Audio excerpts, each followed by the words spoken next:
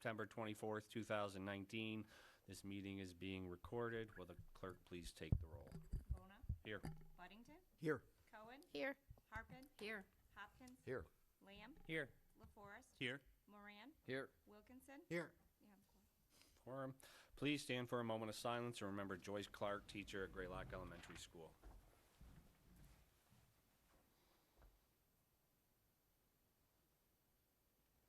And the pledge. I pledge allegiance to the flag of the United States of America and to the republic for which it stands, one nation, under God, indivisible, with liberty and justice for all.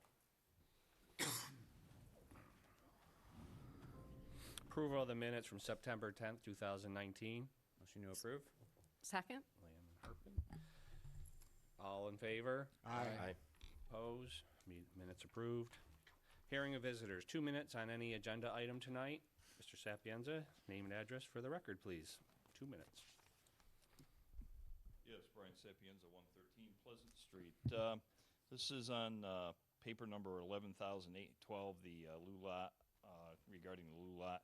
It says, the role of the Public Arts Commission over art placed on public property owned by the city but leased by a private nonprofit organization for the use.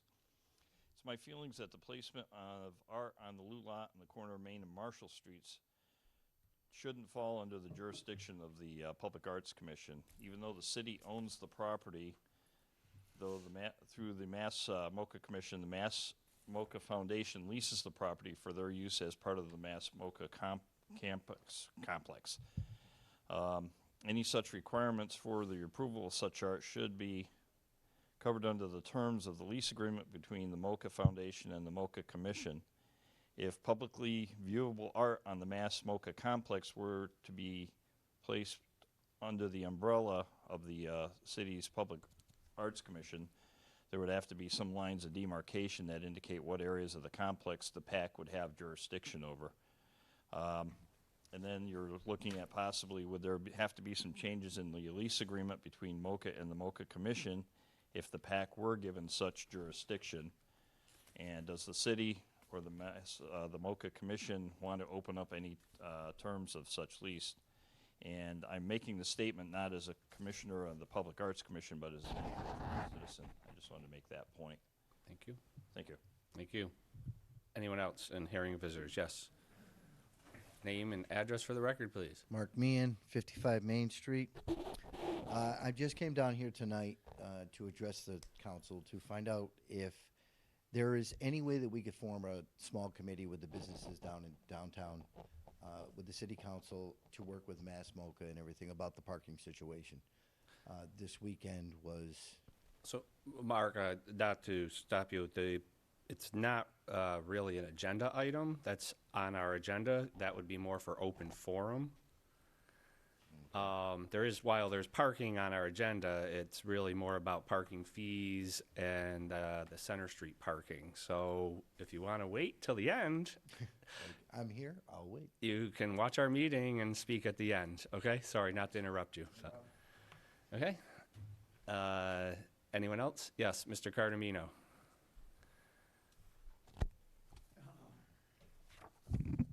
I want to speak on the parking issue. Okay. And it's Robert Cardamino, 173 Quincy Street. And this is on the agenda, parking, correct? This Absolutely, okay, on the just- prices. Yep, that's fine. Absolutely. Okay. Thank you for interrupting all the time. Go ahead.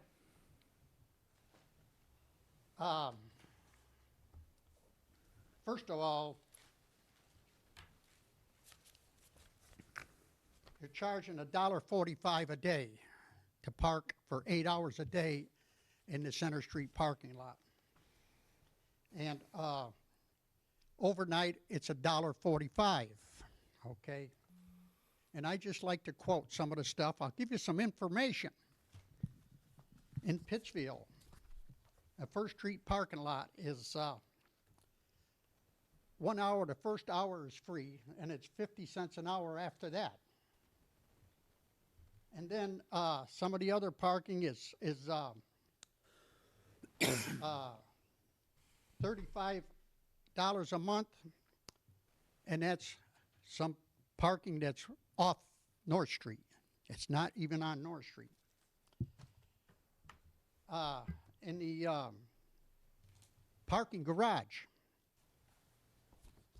the first 3 or 4 floors or 2 floors, whatever it is $35, and the top floor is $25. And there's no guarantees. You come, first serve. In another parking lot, it's $1 an hour. First hour is free. And that's how they're raising their money. And I want to know why we're subsidizing parking at Center Street and the St. Anthony's parking lot. They have meters there. Parking meter is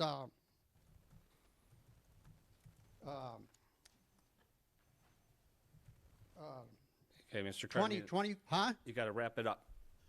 I'm giving you some information. I And doesn't the understand. council allow more time when there's information to be It's discussed? 2 minutes. Huh? It's 2 minutes. No, there was a rule. You said if anybody has information for the council to address, that you would give them more time. I'm giving you a few seconds here, but wrap it up. All right, give me a chance. Why do you keep interrupting me? Because our rules are 2 minutes. No, they're not. You said a long time ago that anybody that has any information to give to the council, you would consider the time. You got Okay? 15 seconds. And I have some more information. 15 seconds. Where did you come up with 15 seconds? Mr. Carmine, please sit down. Where did you come up with 15 I was seconds? giving you 15 extra seconds. You've All right. used up your 10 minutes. Well, or 2 minutes. why do you keep interrupting me? Because you've run out of time. And I explained to you. Mr. Carmine, I understand you've said this 3 All right, times. just give me 15 more seconds. 15 seconds. Okay, and I want to know why we're subsidizing the privileged and connected people in this city. Windsor Lake is $5 a day. These people are getting away with $1.25 and $1.45 for overnight parking. It doesn't make any sense. thank You know, it's about time you represented the taxpayers in this city and stop subsidizing the privileged people in this city. Thank you. Anyone else for hearing of visitors? Not that. We will move on to the agenda. Paper number 10,540-4, an ordinance amending Chapter 13 of the revised ordinances of the City of North Adams, Section 13-61, entitled Fees and for Parking Zones. This was in City Council June 25th, 2019, and voted to postpone to the meeting of September 24th, 2019. What do we entertain for a motion? Go ahead, Councilor Harpen. I'm going to motion to postpone, but I'd like to explain why. We'll That's get a okay. second. I'll second. Okay, we have a second and Okay. discussion. Okay. So this paper was originally brought up on April 9th, and it was brought up by the citizens who actually live in the Holden Street area, and they park in the Holden Street area. So it was brought up on April 9th. We also had and it was referred to the Traffic Commission.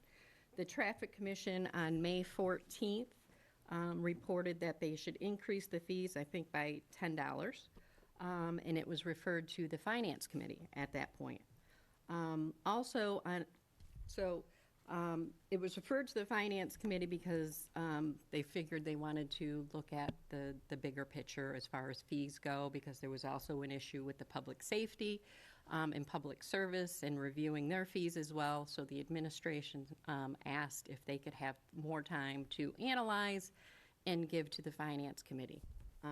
So that was during also when we were doing our budget meetings in April and May.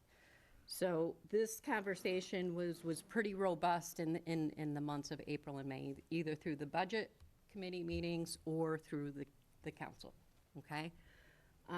After the budget meetings, the administration did say that they were gonna get right back to work and provide this information to the Finance Committee by the end of the summer. We still have not received a report. regarding any of the fees or any of the analysis for any fees with any other town. So we haven't received any reporting, and it's not that I haven't asked, because I have repeatedly asked for this. The new date now is the second meeting in October, when this analysis will be complete and sent to the city council as a whole, so it will not be sent to the finance committee. So I guess we really don't have a choice. We have to postpone this, so I would say postpone it to the first meeting in November, but I just would like to say, I understand the administration is busy, but I think this is an important issue. It's something that was brought up by the citizens of North Adams and Holden Street that was important to them back in April. There's also an issue that was mentioned tonight as well, as far as parking. I'm sure we'll hear more about it later in the meeting. So, you know, it's an issue that's important to this city, and I think it's something that we need to stop delaying this stuff. We need to get the information, get it to the committee, and resolve it. Now, you know, this is gonna be sent to the city council, the second meeting in October. Then it's gonna be November, it's gonna be December, we're gonna have a new council, and we're gonna be starting all over again. So this might take a whole year to resolve. This may go till April, because it's, you know, with the new council coming in January and getting all situated again and having meetings through the finance committee, this may take a whole year to resolve. So the motion right now is to postpone to the first meeting of November. Yes, please. Any other discussion? Counselor Lamb. I would echo Councilor Harpin's concerns about this being an important issue, especially since it was raised directly from the community. In terms of the comprehensiveness of the approach, I think that it's also important that things, even though it's not directly part of the agenda tonight, but things like Mr. Meehan just raised briefly, those are all important component parts to what this looks like as well. Pretty much all of our downtown is concerned in this in terms of what we have for parking spaces, what the rates look like, what impact that has on residents, visitors, people that are just trying to shop downtown, whatever the case might be. So, you know, it's stressful that it hasn't necessarily come forward, but I do know that the administration is collecting work that was done by an intern over the summer. I know Zach Fury, I believe, is working on this in City Hall. I'm sure, Mike, back there, you're probably dealing with some of this as well in terms of the city planning component. So I look forward to this coming before us in October so that we can actually sink our teeth into it as a council. Other Counselor LaForest. I was going to indicate just a little while ago, Councilor Hopkins and I attended the Mass MoCA Commission meeting, and the mayor indicated sort of on topic, off topic in that meeting that Zach Fury was in fact working on some data gathering regarding parking in the downtown. However, it's unacceptable that any city councilor should feel frustrated by the administration in attempting to acquire information to work on legislation that's before the city council. The government of the city of North Adams is comprised of both the council and the mayor. And so there should not be any lack of communication or frustration on the part of city councilors in obtaining information that should be and is in the public domain. If we have to start requesting information by FOIA, that'll mark a very unfortunate turn of doing government in North Adams. Other counselors? I think it could be noted that we could, you know, based off the information we have, which is not all of it, we could make an ordinance and make changes, but it doesn't make sense. So, you know, we know there's new information coming, so for us to do that, and then 2 months down the road, new information comes in front of us, you know, but, so in a sense, our hands are tied, but we'll move on. All right, we have a motion to postpone. Any other counselors? Not hearing any. All in favor? Aye. Opposed? Motion passes. Paper number 11,790, communication submitted by Council President Bona regarding short-term rentals and the requirements of the city. This was in City Council June 25th, 2019. It was voted to refer to the Community Development and voted to postpone to the meeting of September 24th, 2019. What do we entertain for a motion? So this is gonna sound slightly crazy, but I'm gonna make a motion to postpone to the second meeting of January. Okay. And I'll explain that thoroughly once. I'll we have- second that. Do we have a second? Okay, go ahead. So the reason behind it, so the committee did meet 2 weeks ago, a week and a half ago, to discuss this specific matter with Bill Moranti and Zach Fury, and Mike was there as well, to really just get a read on what the current state of affairs were in the city, because I think that that was kind of where we needed to start. And what the reality is that the state of the state, when it comes to this issue, is not clear as it is either. So certain actions have been taken on the part of the state in terms of instituting this ability to tax without any ability for things to be code compliant, because the code has not caught up to the tax structure. That being the case, only about 12 communities in Massachusetts have even started to bridge this in terms of looking at what they can institute within their own communities that either, you know, on the one extreme completely bans short-term rentals, on the other end helps to support them becoming established and permitting and doing inspections and having their own, you know, even some levels of subzoning that they can establish. So right now what we have is a situation where there needs to be a lot of research gathering on the part of the city to bring it back to the council for ongoing conversations so that we can kind of navigate this together. All of that in mind, the state may also make changes along the way here, and honestly should, because even though this was in the community development meeting, this is very much so a public safety issue when it comes to the safety of these structures and these buildings that people are renting short-term rentals in, and that goes across the Commonwealth, not just here. So our really big concern during that meeting was that we didn't have ample information to move forward with it, and just knowing that if we're looking at the remainder of this year, once you get to November, there's a pretty good set of time there where it's challenging to set meetings and get people together. At the same time, I do know that the city is now, Zach in particular, is, he seems to be getting a ton of workload from us lately, but he is working to connect with the communities that have instituted structures around this to see what might be gleaned from that, what might fit in North Adams or not, and we can go from there. But right now, there is no changes to be made, so that's why I'm doing a long-term postpone on this, so that we can actually have all the information, continue to have committee meetings around this, but not set ourselves with a short timeline that we just keep on postponing and postponing to. Other counselors? Not hearing any. We have a postponement to the second meeting of January. All in favor? Aye. Oppose? Meeting postponed. Paper number 11,809, Mayor's Communication number 71, proclaiming Domestic Violence Awareness Month. Without objection, we'll file the communication, and Councilor Lamb is going to...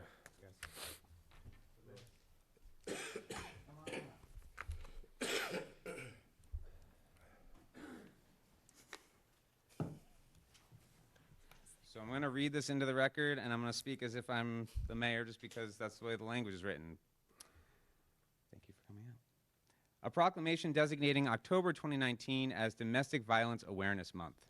Whereas the National Coalition Against Domestic Violence defines domestic violence as the willful intimidation, physical assault, battery, sexual assault, and/or other abusive behavior as part of a systematic pattern of power and control perpetrated by one intimate partner against another.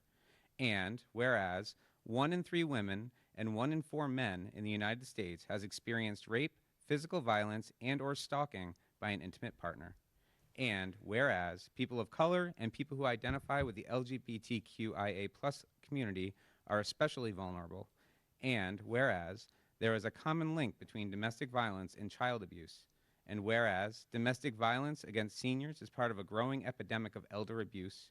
And whereas here in here in North Adams and throughout the Berkshires, we are fortunate to have a network of partners working together to respond to domestic violence as the public health emergency that it is, led by the Elizabeth Freeman Center, and its program focuses on critical incident response, counseling and planning services, advocacy, and outreach to marginalized populations.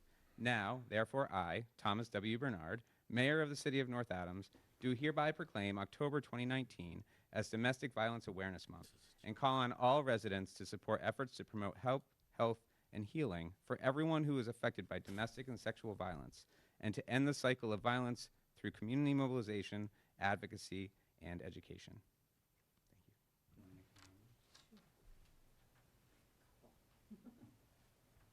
Good evening. On behalf of the Elizabeth Freeman Center, I want to thank the members of the City Council and Mayor Bernard for your continued commitment to the issue of interpersonal and sexual violence in North Adams. In the past year, we've steadily increased our presence in Drury High School and Drury Middle School. Our first vigil in honor of victims of domestic homicide was held in March this year. We've welcomed a new police chief who's also committed to working together to address this issue, a commitment that's been illustrated by Chief Wood's presence on the District Attorney's Domestic Violence Task Force and inviting Elizabeth Freeman Center staff to present at NAPD staff trainings, and opening lines of communication between our agencies, and a renewed charge to the police force that provides the best possible response to victims of domestic violence and sexual assault in North Adams. Mayor Bernard and Councilor Harpin are also on the District Attorney's Domestic Violence Task Force. The group Mike Inc. has been running a social media photo campaign to showcase local men who are modeling attitudes and behaviors that value women, girls, and marginalized groups. They've held standouts here in the city and continue to meet regularly. Walk a Mile in Her Shoes was last week. We have again had more walkers and raised more funds than last year, and the North Adams contingent was the biggest I've seen in the 9 years of this event. It's wonderful to live and work in a community that so values the health and safety of its citizens. But we still cannot rest on what we've accomplished. There have been 2 domestic homicides in the past 2 years and 1 nearly fatal domestic assault this summer in North County. In 2018, the Elizabeth Freeman Center provided services to 533 people surviving interpersonal and sexual violence in North Adams. We must hold fast to our commitment to end this scourge in our community and in our world. If you know someone or you are experiencing domestic or sexual violence or interested in related information, please call the Elizabeth Freeman Center's North Adams office at 663-7234 or our 24-hour toll-free hotline at 866-401-2425. And thank you again for this powerful and important statement of support. Thank you.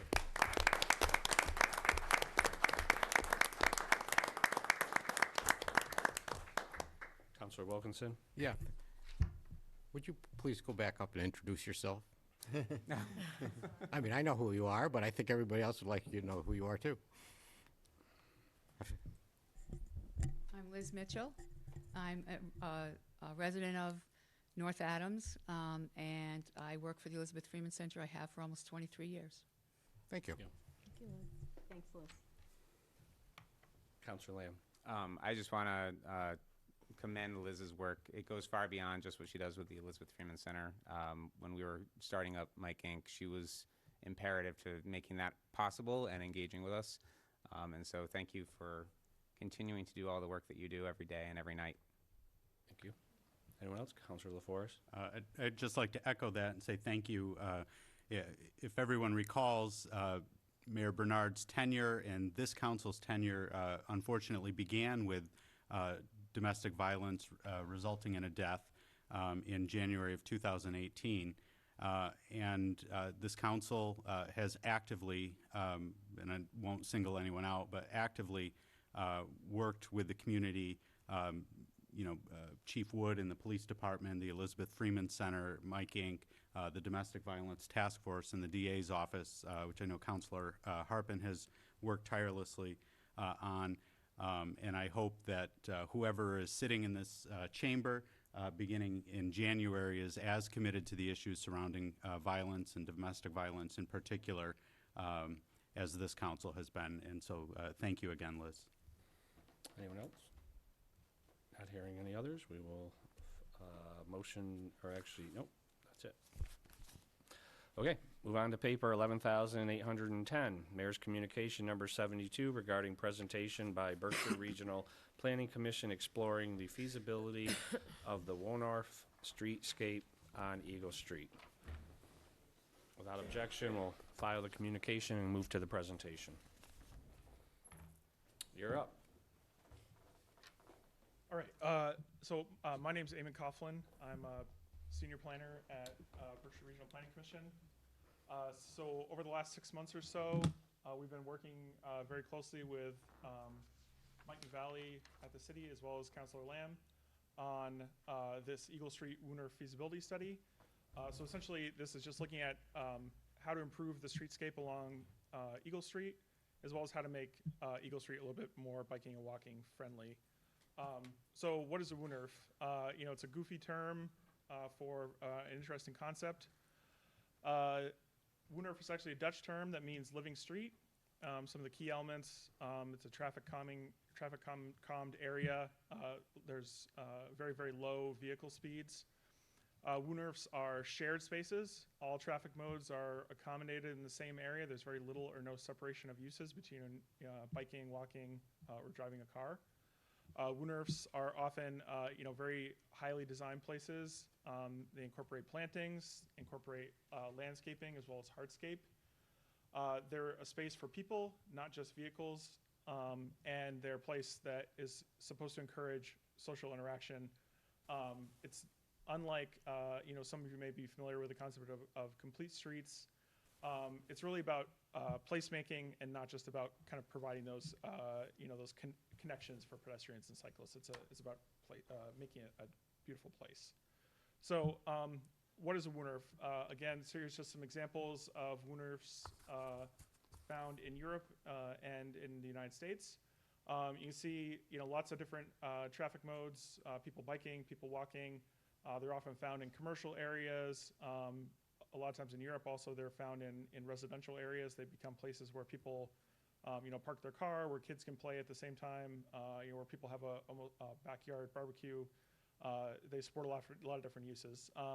But in the context of Eagle Street, obviously it's a commercial area, so there's an opportunity to sort of beautify the streetscape, create a place for outdoor dining and for people to kind of enjoy themselves a little bit more in that area. So the basic project process we've gone through, first thing we did, we prepared an existing conditions drawing so that we were able to work on some concepts down the line. We used mainly field measurements. We also received some utility drawings from the city that we turned into kind of a working drawing. We've also been engaging the business community and the public around potential Woonerf concepts. From there, we've prepared a series of conceptual designs, and we're now working on creating a final study document. Some of the outreach we've done as part of this process or part of this project, we had an initial meeting with business owners back in May. Shortly after that, we released an opinion survey.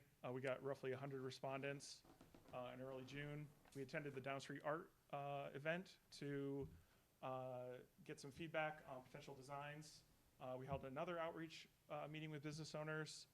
We also attended the downtown celebration and to get some feedback on the concepts that were developed. And then since then, we've kind of been working one-on-one with business owners to review the revised concepts. So some of the survey results, as I said, we got about 100 respondents. People really wanted to see, more seating, more areas for outdoor dining. They wanted to see, more plantings, more landscaping, more street trees along Eagle Street. We're also, lighting was also something that people really wanted to see. About 55% of the respondents supported narrowing the vehicle lane along Eagle Street to be able to expand sidewalks in some way. 57% supported removing some parking to be able to create sidewalk or additional sidewalk or more areas for pedestrians. However, we did get some mixed, mixed signals from the survey. So where 57% said they were okay with removing some parking, basically only 20% of respondents told us there was too much parking on the street. No, so very few. Respondents felt that there was either just the right amount or not enough parking on Eagle Street.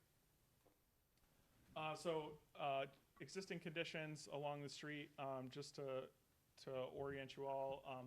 The left side of the street is the north end of Eagle Street with the Flatiron Building and the Tower Porter Block. The left side of the drawing here is the Baptist Church and Main Street. The street's around 500 feet long. The distance between buildings, it's pretty narrow. It varies from, I think, 35 to 50 feet or about there.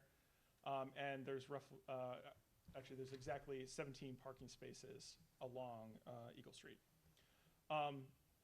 So in looking at the existing conditions and in thinking about the future design, perhaps the most important thing to understanding how Eagle Street is laid out now and how and what would have the most impact on any future design is understanding the fire lane and how that works, and also and how emergency vehicles are required to get through the street.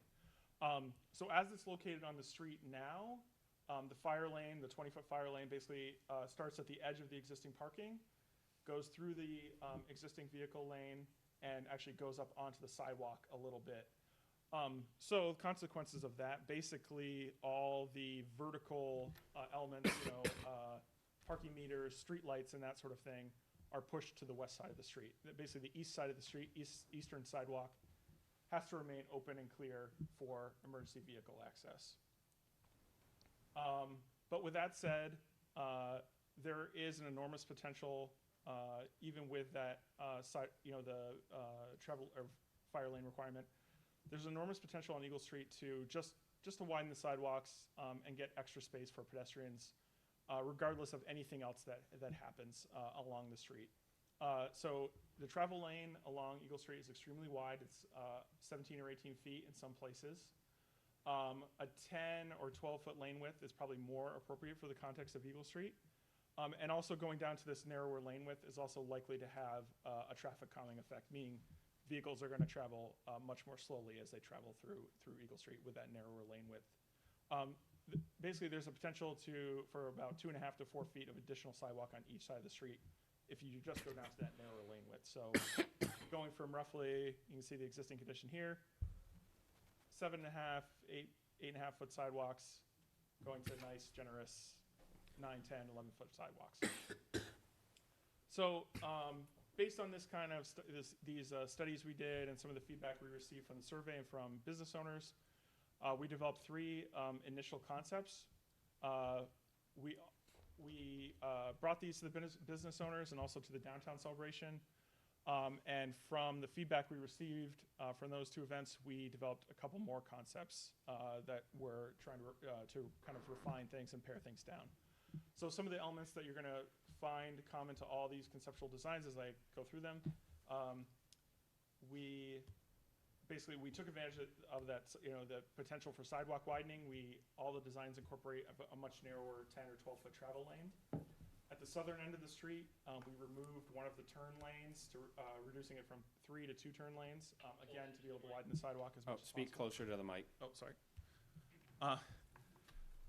The conceptual designs also incorporate, more gateway signage and branding, basically trying to create better gateways to the street to attract people into Eagle Street. Additionally, creating an area for a rotating food truck behind the existing pocket park that's found on Eagle Street. And then another opportunity that we kind of uncovered during the process is the potential for a second pocket park that's located in basically in the green space near Adams Community Bank. That's fenced off right now, and there's a few trees and shrubs in there. But there seems to be quite a bit of public support for looking at that area as a second pocket park. We also had one of the Adams Bank employees attend one of our meetings, and they basically said that the bank is very, very open to working with the city on looking at that as another little parklet along the street. So I'm just going to run through the concepts really quickly. So the first concept we came up with is based around a chicane type traffic calming. So that's basically a small jog in the road that would really slow traffic down.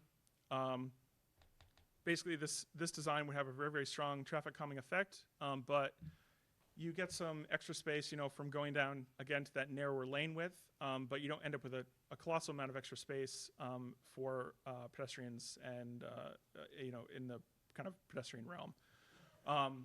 So under this scheme, I think we showed 6 parking spaces would have to be removed to make way for the chicanes. Unfortunately, though, one side of the chicane could be used, to put picnic tables or outdoor dining or outdoor seating. But one side would likely have to remain open, again, for that fire lane requirement and also to accommodate the turning radius of a fire truck. It's just a simple section showing the existing condition on the left and the proposed wider sidewalks with the chicane. Concept 2 would utilize what's called a neck down, or sometimes it's called a choker island. That would basically narrow the lane down to 9 or 10 feet, again, to slow traffic down. This concept is very similar to what's found on Eagle Street now with the temporary wooden parklet that's installed. Essentially, this design, it widens the sidewalks out as much as possible, but then it just makes those parklet, or the parklet that's found, it makes it into basically a permanent pedestrian plaza that can be found on the street. Again, this concept, it's very flexible and scalable. We showed 6 parking spaces going away to make room for these pedestrian plazas, but it's scalable. It could be as few or as much as the city desired. So you can see existing condition and then the wider sidewalk, as well as any proposed parklet on the right side. Concept 3 is a no parking concept. This concept was developed basically to show the full potential of the street as a place for pedestrians, a place for walking, and to show the potential for the entire length of the street to be transformed. One advantage of this design is if you remove the existing parking on the street, but keep the vehicle lane, what it does is allow that fire lane to shift to the middle of the street instead of being pushed to one side. When the fire lane is pulled to the middle of the street, you have the potential to widen the sidewalks out to 15 plus feet on each side. So very, very generous, nice sidewalks. Basically, in this concept, every restaurant along the street could add 6, 8, 10 extra tables in front of their business if they so desired. You could have street trees basically along the entire length of both sides of the street. You could really, the sky's the limit in terms of what you want to do or what you could do. Again, just this simple section showing the existing condition and then those very generous 15-foot sidewalks on either side.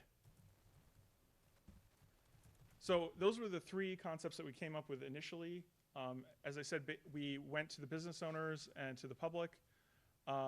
We got some feedback from them. The number one thing we heard from the business owners, obviously no surprise, is that they said, don't touch the parking.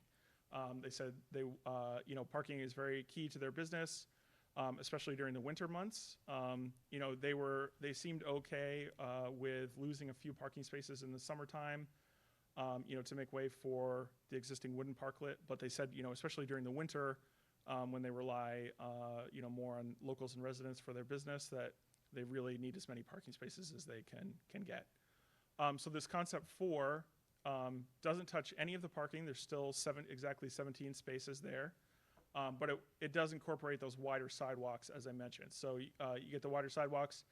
It does create space, for some cafe-style seats or outdoor dining tables along the length of the street, but it is limited.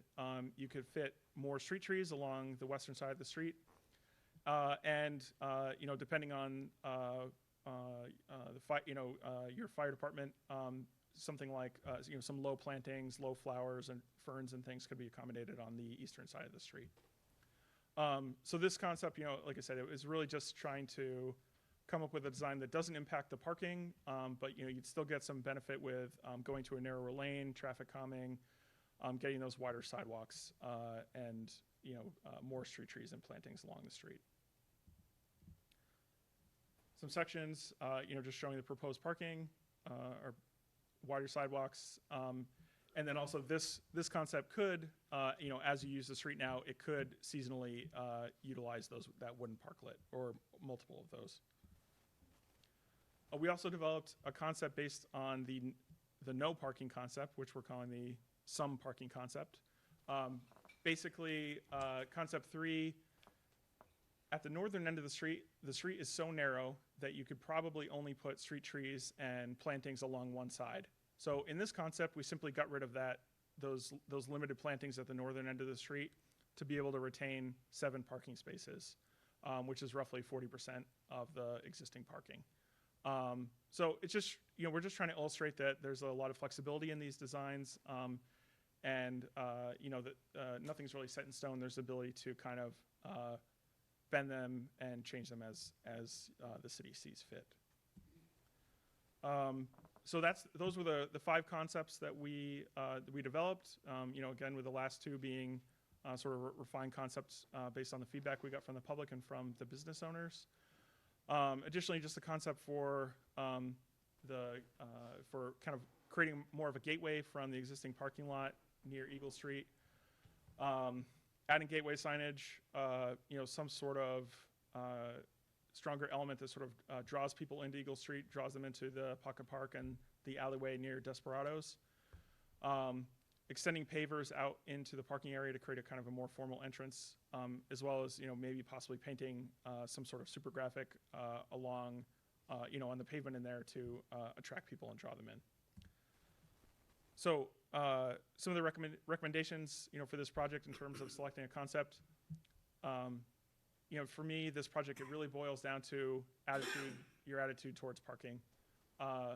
If there's no appetite for removing any parking, concept 4 is kind of the way to go, and you can utilize seasonal parklets as well as seasonal traffic calming to create the WUNRF, and you'll end up with much wider, more generous sidewalks as well.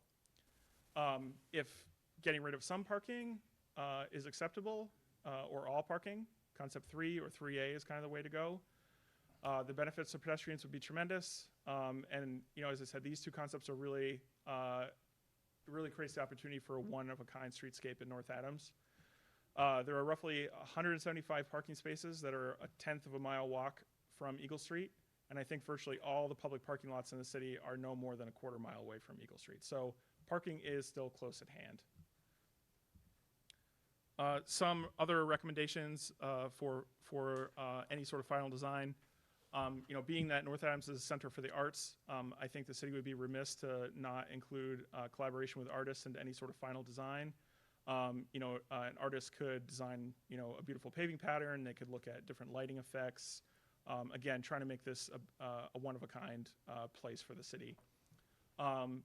Being that space is pretty tight along Eagle Street, going towards some sort of space-saving features, such as a suspended lighting system or replacing parking meters with a couple of kiosks could help free up space for pedestrians. Again, as I mentioned, there's an opportunity to create a second Pocket Park in the open space next to Adams Bank. There seems to be public support for this, and the bank has expressed some interest as well. And then additionally, a final recommendation, looking at basically trying to adopt some or establish some performance measures for any sort of design, basically so that the city can do kind of a before and after study of how any future design would impact this area. So looking at vehicle speeds and taking some counts of users, before a design is fleshed out, so that you can be able to measure project success if something is implemented. Other general recommendations, updating and unifying building facades, trying to work towards full building occupancy, and also trying to incentivize ground floor retail to generate foot traffic along Eagle Street, I think is a good long-term goal for the city. Continuing to use the kind of experimental, what's called tactical urbanism approach to implementing changes on the street. I think the city has a really strong track record with the parklets and with Pocket Park that's found along Eagle Street. Using that, that very community-driven experimental approach to implementing things on Eagle Street, I think could be successful in the future. And then finally, and this is just kind of a minor one, we did receive a lot of feedback about people really wanted to see some sort of coffee shop or something on Eagle Street. Obviously, it's kind of outside our purview to propose businesses on the Eagle Street, but one thing that could be done is the city or entrepreneur could purchase what's called a coffee bike. Basically, it's a coffee shop on wheels, and that could be a way to get a coffee shop on Eagle Street. So next steps, if the city decides that this project is feasible and really wants to move forward with it, you really need to choose a concept. And my understanding is there's an upcoming parking study that may be very helpful with making this decision down the road. A topographic survey is going to be needed, probably a traffic study needed as well, if you want to take a look at this area and to be able to provide to a designer. And then finally, issuing an RFP and moving the project into design development and construction document phase. And that's it. Thank you. Is there any questions? Yes. Just one thing I didn't hear, and I didn't know if there's certain spaces for it, but would be like loading and delivery zones. Because I mean, I had business in 3 locations in that area, Yep. and the UPS trucks typically right now pull up on the sidewalks to Yes. allow the traffic still through. Yep, we thought about that. The design is flexible enough. I mean, like I said, these are just concepts. So it's, we tried to incorporate a kind of a generous space somewhere, maybe centrally located along the street where a large truck could pull off. One of the things also with the Woonerf is oftentimes they're designed without curbs, and so that would make loading and unloading a lot easier too. So, Thank you. Counselors? Counselor Buddington? Yes, thank you. I think I love the idea of making any or all of downtown more pedestrian friendly. A small question is, have these designs considered snow removal? I honestly don't know the details of how the city does it currently, but are we sure we'd be able to do that as effectively as we do now?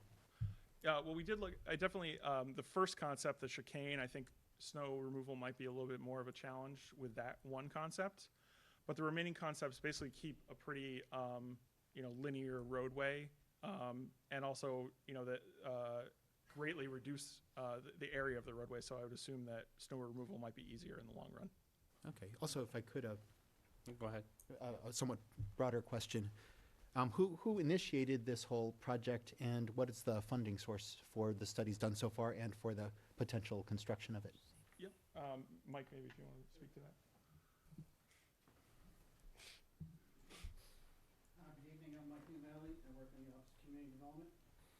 So this concept goes back a long way. It's kind of been tucked up in a closet on the shelf underneath all the old sweatshirts. When I first came in May of 1987, there was this big rendering on the wall.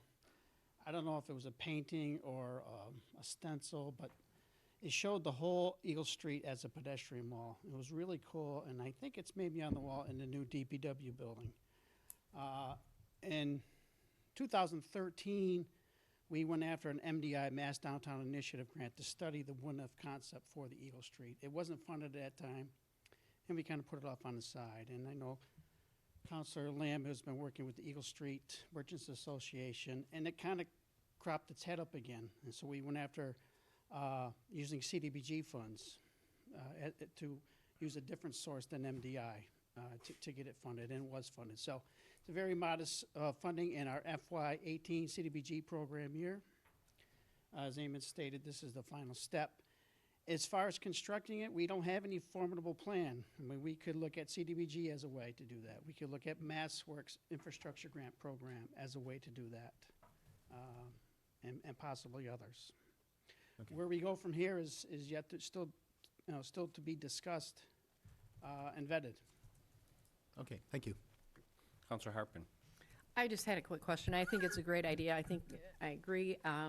Talking to my mom, this is something that's been talked about for years, and even when she was on the council. So, but one of the issues I think with narrowing the road was deliveries to the businesses on the east side of the street, and making sure that the trucks get in there. So, I was wondering if that was an issue that was brought up by the store owners.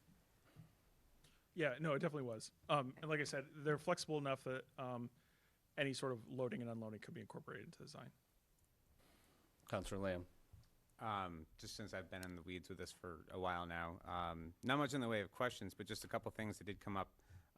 One person that sort of offered information just from historically having a store on the street was John from Beck's.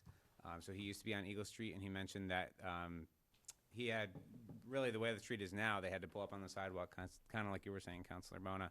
And doing early morning deliveries was most beneficial so that you didn't have to deal with cars being parked on the street and maneuvering it, but they've historically been able to figure those pieces out.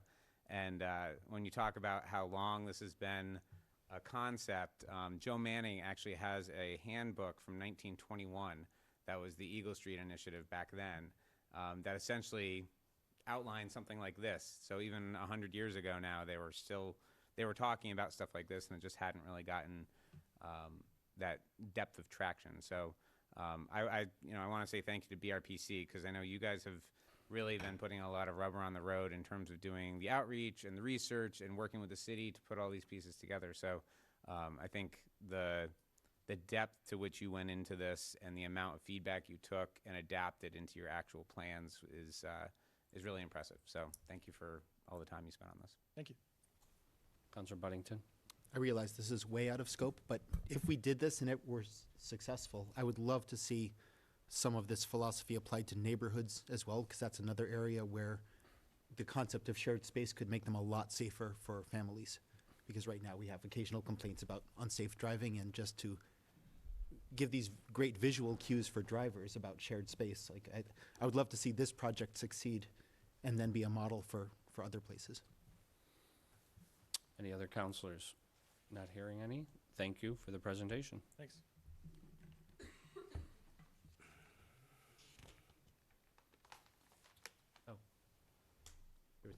Councilor Buddington. A request for audience or gallery feedback if you're willing. What's that? No, okay.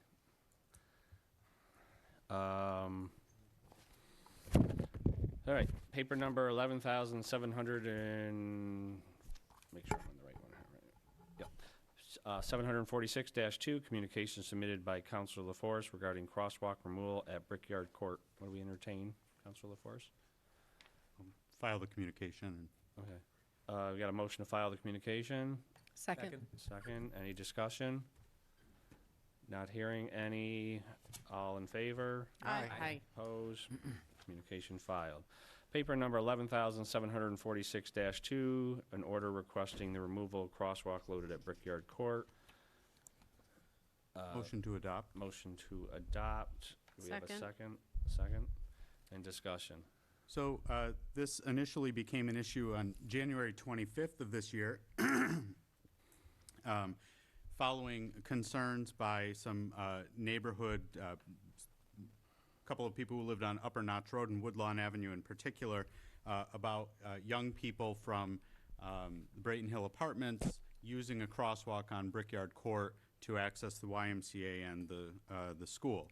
After 6 months of deliberation and going back and forth on this, the council was basically asked to remove this crosswalk because it was considered unlawful. I believe the school department had placed it there at some point. And on, I think, June 25th or so, excuse me, we ordered this crosswalk removed. As of our last meeting, that crosswalk had still not been removed, and the mayor indicated at that time that it would be done within a day or two. It wasn't quite, but on inspection, the signs that were there for a crosswalk have been changed to slow children signs, and there was an attempt to remove the crosswalk, but the crosswalk is still visible in the road. Additionally, there's no signage telling people not to use that crosswalk. So this crosswalk that we've been discussing for 9 months, that this council ordered removed in June, is, for all intents and purposes, still on the road. There's no signage, again, indicating not to use it, and it is still visible. So I drafted this order indicating that it be removed within 7 days, because I think 9 months is sufficient to accomplish this. And I think we should refer or recommend to the mayor's office some signage some permanent signage indicating that individuals should not cross there because it's unsafe to access the Y and the school. Discussion, yes, Counselor Lamb. So in talking with the mayor, signage is planned, but that's not a standard signage package that you just buy off a shelf. So he is not just, and I'm not going to speak for him, but based on the conversation I had with him, he wasn't a fan of just the slow children at play signage because that doesn't deter people from crossing. That's what you can buy off the shelf right now and put up. But I know that the city is working on signage to prevent people from using that. They used the power washing system to remove the paint from the sidewalk or from the actual roadway, which gets 95% of the paint or whatever it is made out of off the road, but there is still a ghost of a crosswalk there. And so I don't know if that's something where covering it with a tar or something might be useful, but I would actually suggest editing to this order since it's not actually currently 100% correct in terms of sign removal. Counselor Hopkins. I'm going to start by applauding Councilor LaForest for his tenacity with this issue.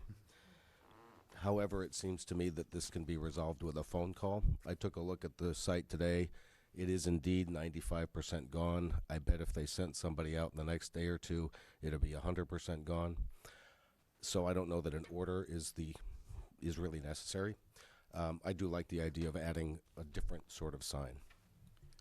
Thank you.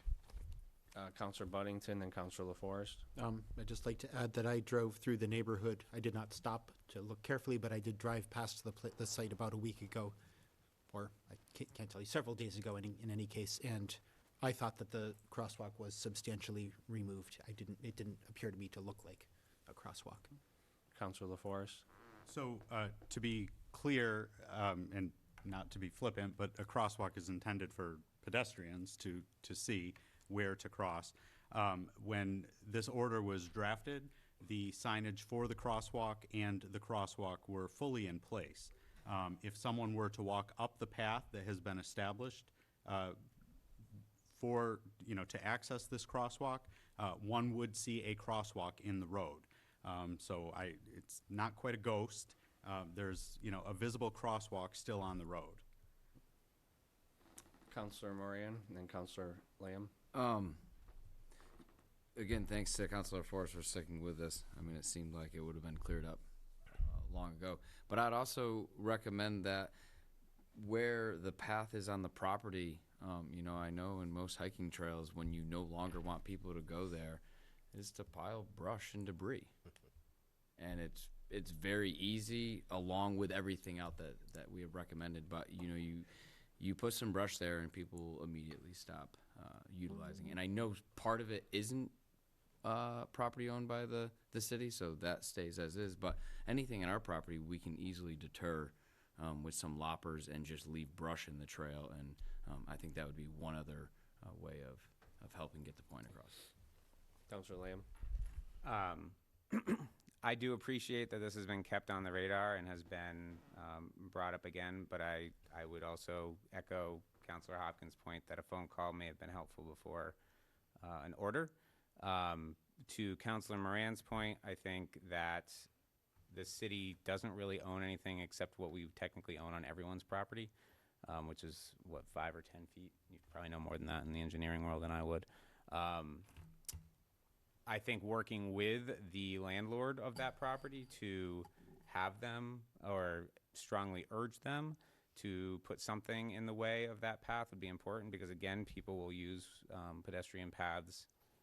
You see it happen in regular fields. It doesn't have to be through the woods. So any way that can be conveyed in making it more of an obstruction than an access point, I think would be of value to the long-term prevention of people using that as an access point. Counselor Cohen. I feel like all of these conversations that we've been having for months and months on the same, the same ticket here, and I fully support making this an order. I have constantly communicated with the whole council that we are not being heard on some of these issues that we're bringing up to the mayor's office, and You know, sometimes you just have to go to higher measures to get things done. And I know that the last time this was brought up the meeting, I specifically said to the mayor that, again, you're not hearing what we're saying. It's staying there. I went up there today. I got out of my car. It looks like a crosswalk. I know that children are going to use it. So I support a little more work than just, 95% removing a crosswalk. And as Councilor Moran said, maybe doing a little more legwork to ensure that people aren't walking through that path. So again, I mean, we can say this till we're blue in the face that we need this done, but until we actually make sure that it gets done, I just don't see it happening. Councilor Wilkinson, Councilor Harpen, Councilor This is a LaForest. very complex issue. Why can't we get a roller and some black paint and take care of the problem in 10 minutes? We shouldn't have to. Well, Counselor it Harpen. can be solved that easily. Councilor Harpen. I'm going to agree. I'm going to agree that we should do the order because I'm going to agree with Councilor Cohen. There's some things that are brought up by some of us councilors that are just not being heard by this administration. I felt that way this afternoon. I know Councilor LaForest is feeling the same way. We actually said that this crosswalk had to be removed, and we did it because the mayor brought it in. The mayor was very adamant about this crosswalk being removed. He was so adamant about it that he brought the superintendent in, and the superintendent spoke about it. And they were creating a new path so that these kids were not going to cross this crosswalk because it wasn't safe. I thought this was going to happen before the start of school. These kids started school a couple of weeks ago. This should be removed. If they have to put paint on it, then they put paint on it. If we need to work with the abutter so that we can, create some kind of block to the path, then that's what we need to do. If it's that important for the mayor to bring this to us and ask us to remove this crosswalk, we approve it. I voted for it, and it needs to be removed, fully removed. Councilor LaForest. So my both very good friends, Councilor Hopkins and Councilor Lamb, have indicated that a phone call would have resolved this issue. And I know they didn't mean it personally, and so what I'm about to say is not intended to be personal in their direction either. However, this has been on the council agenda for 9 months. I have made phone calls. I have emailed DPW and the mayor. I have brought this to the council. It has been masticated and digested in committee and brought back to council. And as Councilor Harpen said, the mayor himself brought this order to the council in June, and the council voted on it. And the bottom line is the city ignored the council's order for 2.5 months. And then the mayor stood there 2 weeks ago and said it would be taken care of. And it mostly was, but it wasn't totally taken care of. And so before the deadline to submit paperwork back to the council for this agenda, I put this order in so that maybe once and for all, after 9 months of this nonsense, we could get rid of this crosswalk that the city says is illegal and we need to remove. I just want it gone. And that was not even my initial intention. My initial intention when I brought this to council, and I'm sorry for getting so upset, was the safety of the kids crossing, jumping over snowbanks into the road to take the shortcut to school that they've been taking for 60 years. So for 60 years and 9 months, this crosswalk has been a problem. And Councilor Wilkinson is absolutely right. Somebody needs to go up there with a paint roller and black paint and roll over the other 5% of the paint on the road. Other councilors. So, I guess the question I have is we have approved an order saying this already. Didn't have a time limit. It did not. So basically, we're just adding a time limit to it. Okay. There is nothing on it about signage. So I don't know if you want to amend anything about that.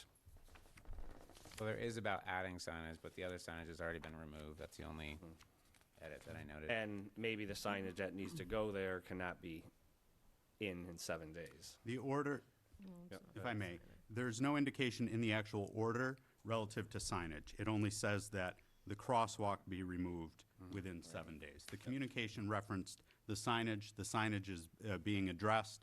The mayor shared that information with Councilor Lamb. That was not shared with me by the mayor. But the order is only that the crosswalk be removed within 7 days. And as Councilor Lamb pointed out, the order we approved in June did not have a time limit. Any other discussion? Counselor Hopkins. I mean, I think we've made our point, but given that we have already adopted an order and this just puts 7 days on it, and 7 days seems like we could probably take care of the 5%, sure. I'd like to see this put to rest so we can get on to other things. Just purely a point of logistics, can we actually make another order about the same thing again? Well, it's different because it has a, Okay, I just I'm not 1,000% sure either, but. purely it clearly parliamentary states procedure at the question on that time, one. Yeah, Whereas the okay. other one did not. Counselor LaForest. And to Councilor Hopkins' point, I would like to see crosswalk issues be resolved in one meeting. Sure. Not 9 months. Absolutely. Okay. This is a roll call vote. Waddington, No. Cohen, Yes. Harpen, Yes. Hopkins, No. Lamb, Yes. LaForest, Yes. Moran, Yes. Wilkinson, No. Bona. Yes. Okay. We'll see next meeting. What's the penalty? Paper number 11,000. Another order. Paper number 11,811. Communication from Councilor Forrest requesting a process for appealing to the city solicitor. Motion to file the communication. So moved. Second? And we'll move on to paper. Or wait. No, that's just the communication, there's no order. Oh, on that. sorry. Did you want to read the communication at all? This is the solicitor? Mm-hmm. Yeah, so it just reads, Dear honorable colleagues, during the budget process, this council advocated for and legislated a budget for direct access to the city solicitor. To date, a process for appealing to the city solicitor has not been generated. I request this council refer this matter to General Government Committee for consideration and an indication of this process. Should we not file that communication then? Yeah, Since it should be referred Should be instead? referred, yeah. In your motion. I'll rescind my motion. Okay, we rescind the motion, so. Motion to refer to the General Government Committee. I'll second. Second. Any other discussion? I All just in want to fa- just Oh, go put a ahead. point out there. This is something that we have full control over because it is an allocation that we have as a budget piece. Mm-hmm. So just as we're putting this together, it doesn't necessarily have to go ordinance. It could go into our council rules. Yes. Yeah. Counselor Harpen? Yeah, I would like to mention that this was done through the budget process, and so, yes, there is an actual line specifically for city council. There's also a line out there for meetings as well by subcommittees if we want to have a note taker. So we might want to add that to this as well. It's up to council, but again, we can also put it into our council rules, so. Go ahead, Counselor Hopkins. Did you have your hand up? No. Oh, if who's making, who's general government chair? Sorry. No one's owning up. Not me. Someone.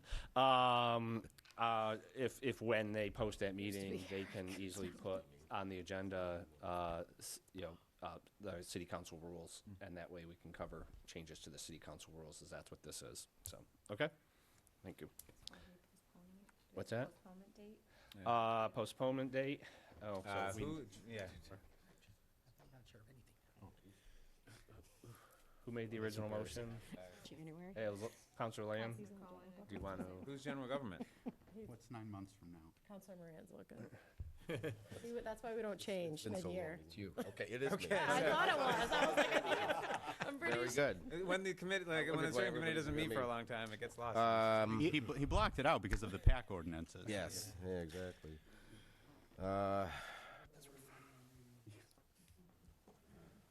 First meeting in November, I'll say. Okay. Okay. Yeah, thanks. Okay, so that's the motion. So, motion is to postpone to the first meeting of November. November 12th? November 12th. Okay. Any other discussion? All in favor? Aye. Opposed? Meeting postponed, or filed. postponed, sorry. Paper number 11,812, communication from Councilor LaForest regarding Public Arts Commission and Planning Board, case number SPA 2019-27 regarding Mass MoCA Foundation Incorporated for property located at 25 Marshall Street. Motion to file the communication? Or No. refer? Motion to refer to General Government and the Public Arts Commission. Okay, we have a motion to refer to Public Arts Commission and General Government. Second. Second from Councilor Harpen, and discussion. So this is a little convoluted, and this is also a case where there is information that comes to light following the deadline to file communications to be put on the agenda. So essentially, what I am suggesting is that there was a process issue in how the topic of the Lou Lot redevelopment as a parklet space and place, there is currently art there, an art installation there, but putting a much larger art installation there came to pass. And then it was discussed at length in the Public Arts Commission when the topic of public-facing art came up. Now, there's statute relative to Mass MoCA. There's ordinances relative to public art, which we debated. I just flippantly made a remark, about that. The General Government Committee met for many, many months about the Public Arts Commission and its ordinances, and there seems to be some confusion and perhaps some conflict. And so my suggestion is that the General Government Committee work with the Public Arts Commission and the mayor and the solicitor or an expert in probably intellectual property rather than, just a I don't want to say run-of-the-mill municipal lawyer. But we know because of the Pillars issue that there are intellectual property concerns that were never fully addressed and clarified in terms of where we place our, who decides where it goes. Again, so Mr. Sapienza brought up a point at the beginning, and he's correct. The Public Arts Commission should not tell Mass MoCA what artwork to place on property it leases from the commission, meaning the city of North Adams. That's not at all what I'm suggesting. But there's this very convoluted process. And in my letter, for example, the Mass MoCA Foundation, which is the operating museum, went to the planning board essentially asking permission to tear down a building and remove parking and put a parklet without the Mass MoCA Commission, which is the city side of Mass MoCA, saying, yes, you can do this on this property. It was a major change. And so, again, I think there was a process issue. I think we need to spend a little bit of time looking into this and making sure as the relationship between the city of North Adams and Mass MoCA continues to grow, especially in the downtown area, that we know from a legal perspective and from a procedural perspective what we're doing, because we're going to run into more process issues and intellectual property rights issues if we don't address this properly. Councilor Harpen, Councilor Bunnington. Yeah, I guess I'm glad he's bringing this up and it's on the agenda and it's going to get vetted. I think that's what needs to be done. I personally am concerned because there are so many issues that are going out, and I don't think anybody has the answer. So that's the problem, and I think we have to find the answer. And last city council meeting, we just put 5 new commissioners on the Mass MoCA Commission. That's concerning. I don't know why we had 5 people all at once. So, something doesn't seem to be working along that process. And so I think this is a good way to get it out in the open. Let's be transparent and let's figure it out. Councilor Bunnington. I realize this is only a small part of the issue, but when the Public Arts Commission ordinance was being discussed, the topic of the status of leased property it did come up, and it was made very clear to me at the time, although I'm not a lawyer, that if somebody leased property from the city, that would not be considered, that would clearly not fall under the purview of the Public Arts Commission. And presumably if the city leased land from somebody else, then it would, basically because it would be under the control of the city. Other counselors? Not hearing any, we have, do we have a return date on this? January? I was going to say after the first of the year is more than sufficient. It's two bodies that you're trying to convene, right? Right. Joint? Joint And- or separate? Joint. Joint event, joint eventually, but I mean, there's two separate issues really, so, I don't know. How about the, second meeting in January, January 28th? Okay, so we have a motion to refer this to the General Government and Public Arts Commission with a return date of the second meeting of January. Any other discussion? Counselor Moran? Does this hold up? It seems per that iBerkshire article that they were prepping the site for demolition, so is this? No. Everything's gonna move forward and we'll have our discussions? Yeah, this isn't intended to affect that project, just for better legal and procedural understanding moving forward as, you know, these projects presumably will continue to happen. Great, thank you. Counselor Lamb? I think what it may do, however, though, is since this is now in the conversation, any projects that come up between now and those discussions may be future, in between now, may be slowed down and paused in accordance with this coming back with a more fleshed out approach. This one obviously sort of gets that grandfathered in piece because it Sure. hasn't been part of the conversation, and you can't punish someone for something that hasn't been established yet. I don't know if I understand it as something that hasn't been established or just to make sure it's being done the way it should be it's been established. That's correct, and I think someone, an attorney, probably specializing in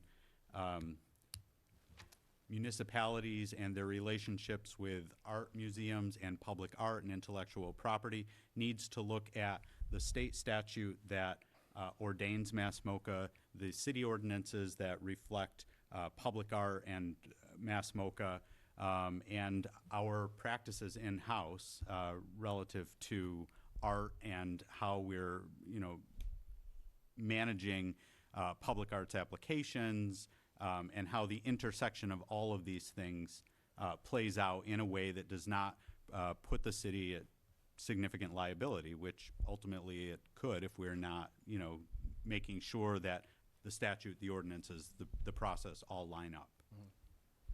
Other counselors? All in favor?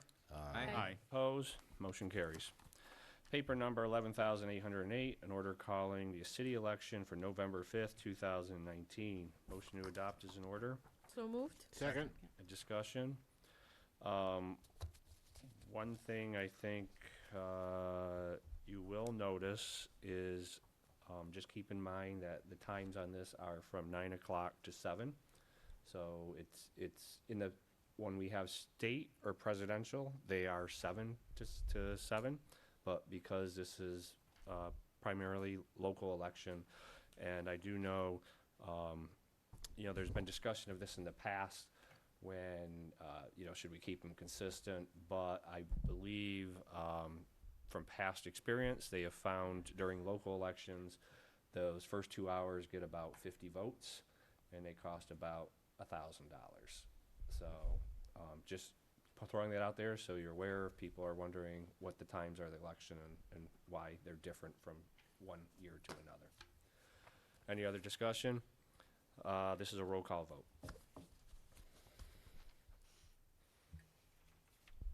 Weddington, Yes. Cohen, Yes. Harpen, Yes. Hopkins, Yes. Lamb, Yes. LaForest, Yes. Moran, Yes. Wilkinson, Yes. Bona, Yes. motion carries. Motion carries. That brings us to committee reports and minutes. None? Oh, Who initiated the first two? Who adopted? I didn't get this. I initiated. oh, sorry. And who second? I did. Councilor Wilkinson. He beat me by a hair. I think it was a tie, but All right, committee reports or minutes. I don't see any licenses. I don't see any open forum. Anyone wish to speak? 2 minutes. Any topic? 5 Main Street, North Adams. Welcome back. Thank you. No, I just wanted to see if there was a way to address the council to find out if we can come up with some kind of small committee or group of business owners from downtown to get together with the council or with Mass MoCA to try to figure out this whole parking situation. Because it absolutely destroys us on things like this weekend. Locals can't get out to go to the shops. There is no parking anywhere. My staff couldn't even park to come into work because there is no parking anywhere. Everything was taken up. It's really, it's great for Mass MoCA to have this thing and, contain everybody in the gates. But their whole parking situation down there keeps all the residents and locals at home because they don't even want to go downtown North Adams because there is no place to park at all. So I didn't know if we could just approach you and see if there's some kind of resolution that we can come to. I'd be more than happy to talk with anybody on this and see if we can do something. All right, we'll stay in contact. Yeah, I'll probably run into you next door. All right, anyone else for open forum? Yes, Mr. Smith. Oh, sorry.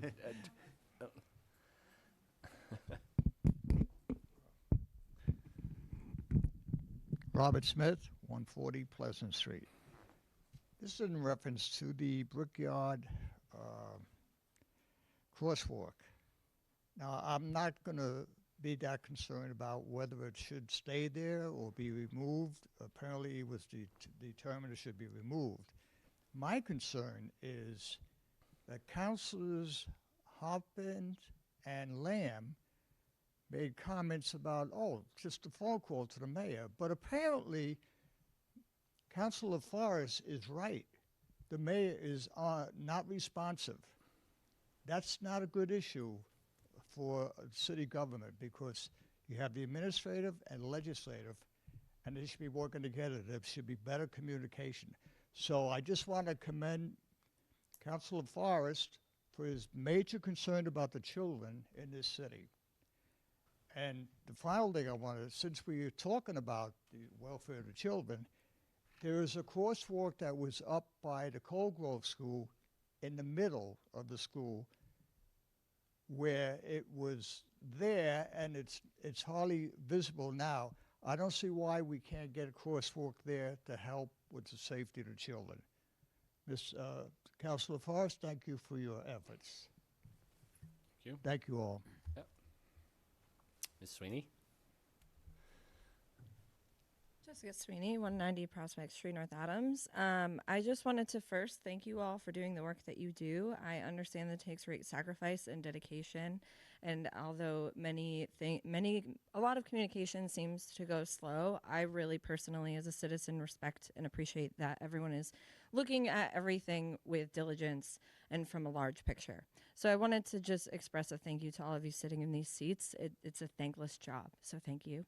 I also wanted to thank the folks for doing the work on the Eagle Street stuff. I used to run Roots Teen Center, and there was a lot of concerns about crossing the street, lots of traffic issues that we saw a lot with young people crossing the street, and these seem to be moving in a really, really great direction to address a lot of the concerns that a lot of the young people are bringing to my attention. Finally, since leaving Roots, I've opened a store on Main Street, and a really important fact that we have started to pay attention to is that about 30% of our business is happening after 4 p.m. We're open until 8 p.m. every night. We're one of the few businesses open until 8 p.m. And I just wanted to call some attention to that because I think there is a need to bring more things happening in the evening, and I'm happy to talk with folks about how to do more of that work. Thank you. Thank you. Anyone else? Mr. Cardamino? Robert Cardamino, 173 Quincy Street. There's been a lot of talk about this Arts Commission, okay? My concern is about the removal of the artwork that the sixth grade students put on them columns on Marshall Street. Mass MoCA removed them without any permission. One of the principals of that artwork filed with the Arts Commission to have a meeting with them and the mayor and Mass MoCA to resolve this issue. And that was done last Thanksgiving. And there is nothing done. Okay, as far as I'm concerned, MoCA removed that artwork without permission from anybody. And as far as I'm concerned, that was vandalism. Okay, and they should be made to restore it. You know, it was put there legally and it stayed there for a long while. And along comes Mass MoCA and just removes it. And nobody wants to take any issue with it. And I think that's wrong. That discourages the kids from participating in art. So I hope this council will be proactive in trying to do something to get that artwork restored. Thank you. Thank you. Anyone else? Not hearing any. Liaison updates, council concerns. Councilor Harpin, Councilor LaForest. Yeah, I just want to mention at the last council meeting, Councilor Cohen brought up the issue of the dollar store on American Legion Drive. And I want to thank Councilor Hopkins if he was the one involved in it. And it looks like they did put some paper up in the windows by the door so that you don't have to see all their boxes and storage area, which actually should be a storefront. So it does look better. Councilor, did I see another hand? No, Councilor LaForest. So just very quickly, I know most of us were working, but I was able to sneak away Friday morning. Massachusetts Municipal Association, the MMA, had their fall legislative breakfast. Senator Hines was in attendance, and two legislative analysts from the MMA talking about legislation that's pertinent to the city and towns of Berkshire County. And I find these sessions, extremely valuable in terms of, learning what is happening at the state level to help or hinder the residents of North Adams. So I just wanted to, encourage the other counselors, even if you can't go to the meetings, there's a lot of great information on their website. And then earlier this afternoon, 18 Degrees, which is the newly renamed organization that was Berkshire Children and Families, opened their facility on Main Street just above City Hall. Mayor Bernard and I were able to attend that. They have a beautiful facility up there, and they primarily serve young adults aged 17 to 24 who are at proven risk for criminal activity and gang involvement, and they help to divert those individuals away from those activities and help create a more inclusive and safer community for all of us here in North Adams, especially those young adults. So I just they're not here, but just want to, welcome them publicly to North Adams. They've had a long-standing history in the county and are based primarily out of Pittsfield, but it'll be great to have a full-time presence in North Adams. Thank you. Councilor Lamb. A couple things. It's going to be before our next council meeting, so fall foliage festivities are in 2 weeks. So not this coming weekend, but the following weekend. Also, MCLA has their alumni weekend, so there's just going to be a lot of activity happening in town. This Saturday, if anyone hasn't signed up to do anything on Saturday morning and you're looking to get involved, MCLA has their Community Day of Service, so it's a great opportunity to get out, enjoy the waning days of warmish weather that we've got here in the Berkshires, to participate in some outdoor activities and beautification projects and cleanups. And then on a less exciting note, as many of us, if not all of us, are aware, there was a serious incident up in Brayton apartment complex a couple of months ago now. And things have not necessarily gotten better in our community in terms of acts of hate and violence and vandalism against marginalized communities and people of color in our city and in Northern Berkshire as a whole. One of the biggest challenges is that when things happen, they're not being immediately reported. And when reports aren't filed, it makes it difficult to then chase the line backwards down the road. And so even if you are not on the receiving end of one of these incidents and you witness something, it's a see something, say something situation. We should all be vigilantly paying attention to our neighborhoods and our neighbors and our community members and our friends and people we don't know, and supporting one another and making sure that we stand for community standards that don't allow for those activities to be part of our community and continue to traumatize and essentially attack members of our community. So I just want to put it out there, you know, you don't have to be on the receiving end of a crime to report it. And the more that gets reported, the more that these things can be acted upon by our public safety department. Other counselors? A couple things I want to mention. It's a big annual event that's been always happening now in the city. Is Pops Care is having their big fundraising dinner. It always sells out, and I think they raised over $25,000 last year, which that money goes to local residents that have cancer, and it's just sort of a generous gift to help them through their process. And also, there's the upcoming Down Street. Is it Dancing in the Street and Brew and Chew? And is it Part of the fall festival? Yeah. Is it part of the fall festival? It's that weekend, right? Yeah. And then if any counselors after this meeting, if you can come up, let me know for sure you're marching in the parade. Please do. Okay. Thank you. We have a motion to adjourn in an order. So moved. Second. And all in favor? Aye. Opposed? Meeting adjourned.